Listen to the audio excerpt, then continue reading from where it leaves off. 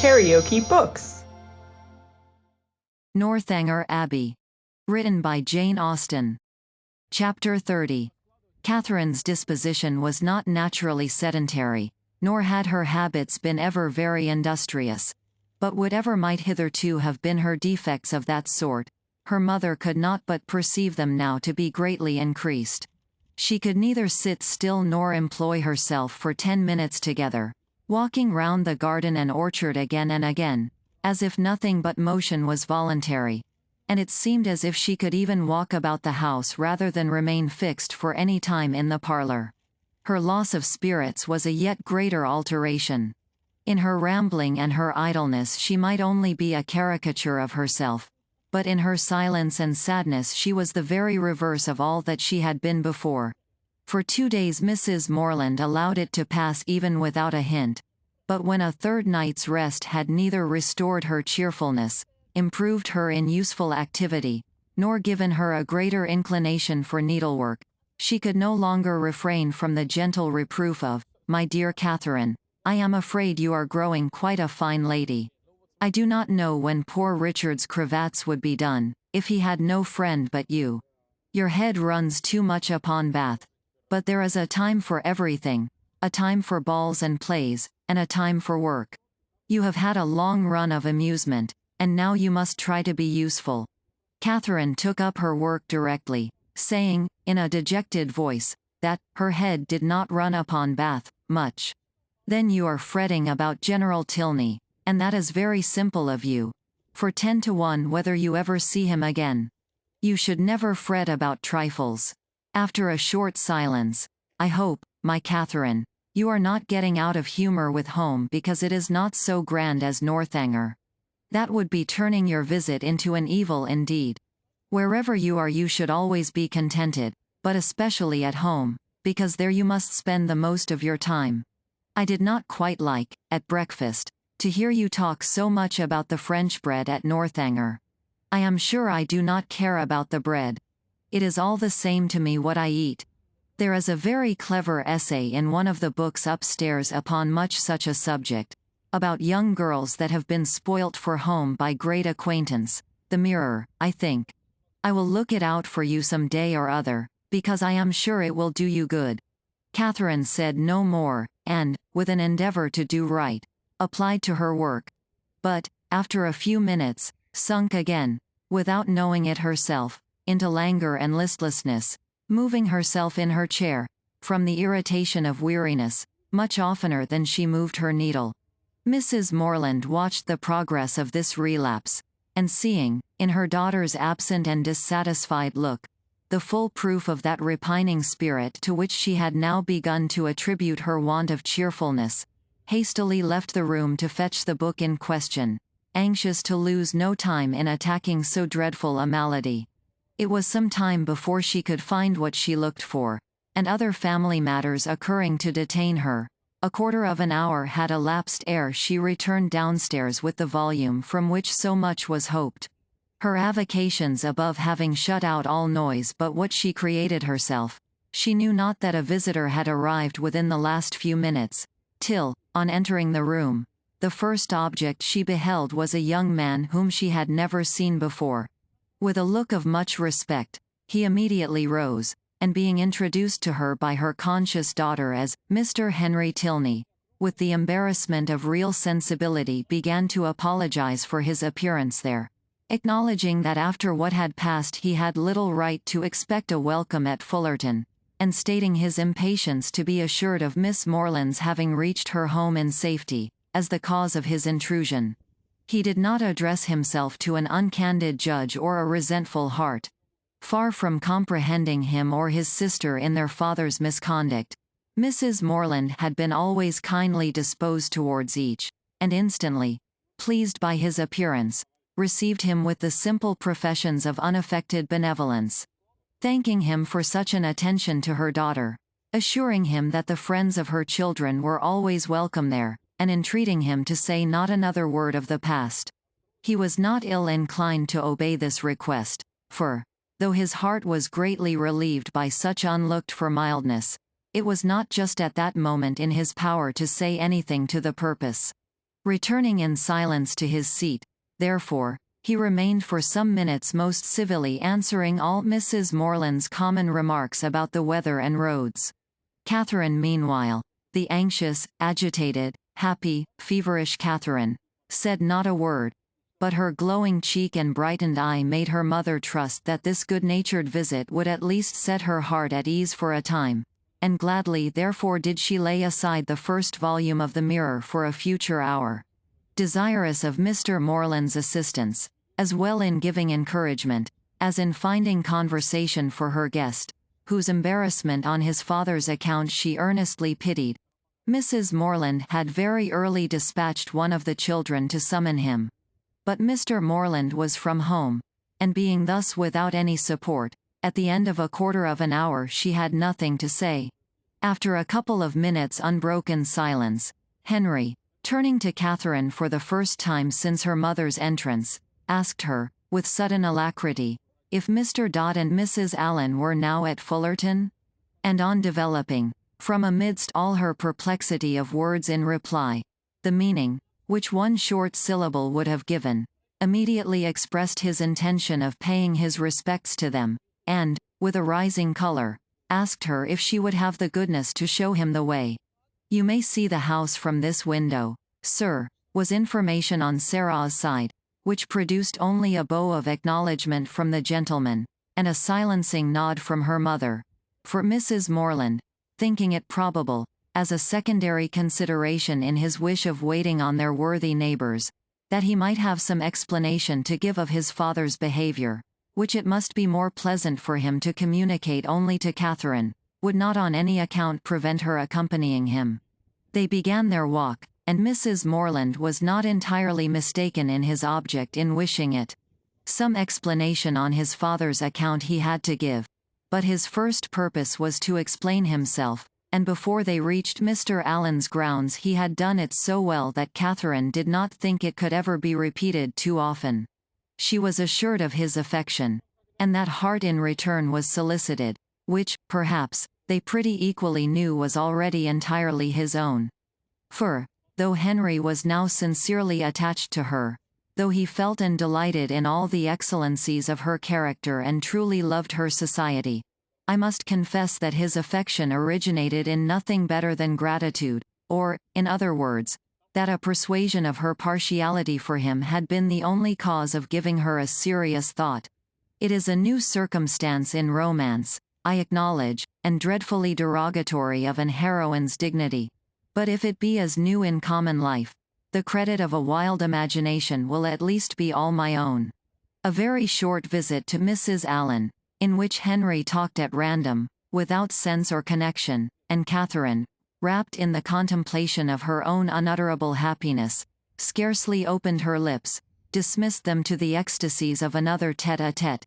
And before it was suffered to close, she was enabled to judge how far he was sanctioned by parental authority in his present application. On his return from Woodston, 2 days before, he had been met near the Abbey by his impatient father, hastily informed in angry terms of Miss Morland's departure, and ordered to think of her no more. Such was the permission upon which he had now offered her his hand.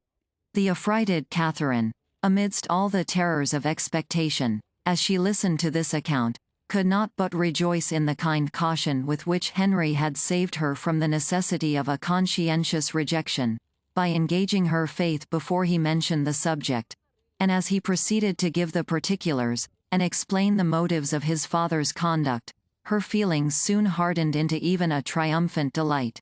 The general had had nothing to accuse her of, nothing to lay to her charge, but her being the involuntary, unconscious object of a deception which his pride could not pardon, and which a better pride would have been ashamed to own. She was guilty only of being less rich than he had supposed her to be. Under a mistaken persuasion of her possessions and claims, he had courted her acquaintance in Bath, solicited her company at Northanger, and designed her for his daughter-in-law. On discovering his error, to turn her from the house seemed the best, though to his feelings an inadequate proof of his resentment towards herself, and his contempt of her family. John Thorpe had first misled him. The general, Perceiving his son one night at the theatre to be paying considerable attention to Miss Morland, had accidentally inquired of Thorpe if he knew more of her than her name. Thorpe, most happy to be on speaking terms with a man of General Tilney's importance, had been joyfully and proudly communicative, and being at that time not only in daily expectation of Morland's engaging Isabella, but likewise pretty well resolved upon marrying Catherine himself, his vanity induced him to represent the family as yet more wealthy than his vanity and avarice had made him believe them. With whomsoever he was, or was likely to be connected, his own consequence always required that theirs should be great, and as his intimacy with any acquaintance grew, so regularly grew their fortune.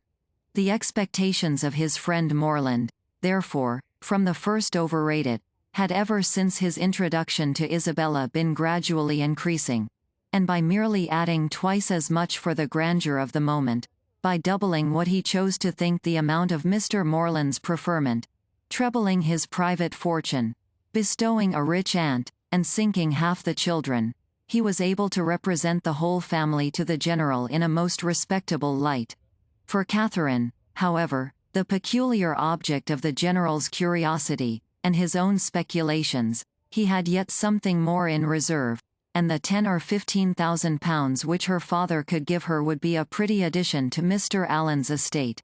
Her intimacy there had made him seriously determine on her being handsomely legacied hereafter, and to speak of her therefore as the almost acknowledged future heiress of Fullerton naturally followed. Upon such intelligence the general had proceeded, for never had it occurred to him to doubt its authority. Thorpe's interest in the family, by his sister's approaching connection with one of its members, and his own views on another, circumstances of which he boasted with almost equal openness, seemed sufficient vouchers for his truth, and to these were added the absolute facts of the Allens being wealthy and childless, of Miss Morland's being under their care, and, as soon as his acquaintance allowed him to judge, of their treating her with parental kindness. His resolution was soon formed. Already had he discerned a liking towards Miss Morland in the countenance of his son, and thankful for Mr. Thorpe's communication, he almost instantly determined to spare no pains in weakening his boasted interest and ruining his dearest hopes. Catherine herself could not be more ignorant at the time of all this, than his own children. Henry and Eleanor, perceiving nothing in her situation likely to engage their father's particular respect, had seen with astonishment the suddenness, continuance, and extent of his attention, and though latterly, from some hints which had accompanied an almost positive command to his son of doing everything in his power to attach her, Henry was convinced of his father's believing it to be an advantageous connection. It was not till the late explanation at Northanger that they had the smallest idea of the false calculations which had hurried him on.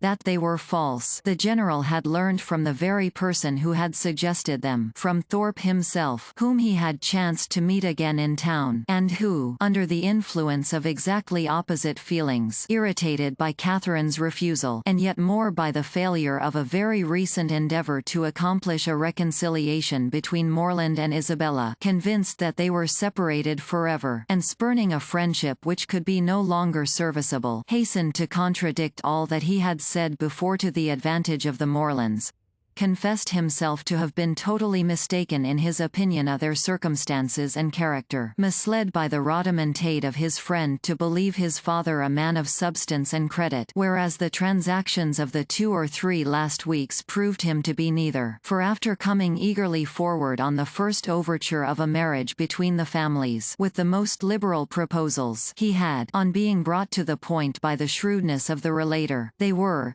in fact, a necessitous family, numerous, too, almost beyond example, by no means respected in their own neighborhood, as he had lately had particular opportunities of discovering, aiming at a style of life which their fortune could not warrant, seeking to better themselves by wealthy connections, a forward, bragging, scheming race. The terrified general pronounced the name of Allen with an inquiring look, and here too Thorpe had learned his error. The Allens, he believed, had lived near them too long, and he knew the young man on whom the Fullerton estate must devolve. The general needed no more. Enraged with almost everybody in the world but himself, he set out the next day for the Abbey, where his performances have been seen. I leave it to my reader's sagacity to determine how much of all this it was possible for Henry to communicate at this time to Catherine. How much of it he could have learned from his father, in what points his own conjectures might assist him, and what portion must yet remain to be told in a letter from James. I have united for their ease what they must divide for mine. Catherine, at any rate, heard enough to feel that in suspecting General Tilney of either murdering or shutting up his wife, she had scarcely sinned against his character, or magnified his cruelty. Henry, in having such things to relate of his father, was almost as pitiable as in their first avowal to himself. He blushed for the narrow-minded counsel which he was obliged to expose. The conversation between them at Northanger had been of the most unfriendly kind. Henry's indignation on hearing how Catherine had been treated, on comprehending his father's views, and being ordered to acquiesce in them, had been open and bold. The general, accustomed on every ordinary occasion to give the law in his family, prepared for no reluctance but of feeling, no opposing desire that should dare to clothe itself in words, could ill brook the opposition of his son, steady as the sanction of reason and the dictate of conscience could make it. But, in such a cause, his anger, though it must shock, could not intimidate Henry, who was sustained in his purpose by a conviction of its justice. He felt himself bound as much in honor as in affection to Miss Morland, and believing that heart to be his own which he had been directed to gain, no unworthy retraction of a tacit consent, no reversing decree of unjustifiable anger, could shake his fidelity, or influence the resolutions it prompted. He steadily refused to accompany his father into Herefordshire, an engagement formed almost at the moment to promote the dismissal of Catherine, and as steadily declared his intention of offering her his hand.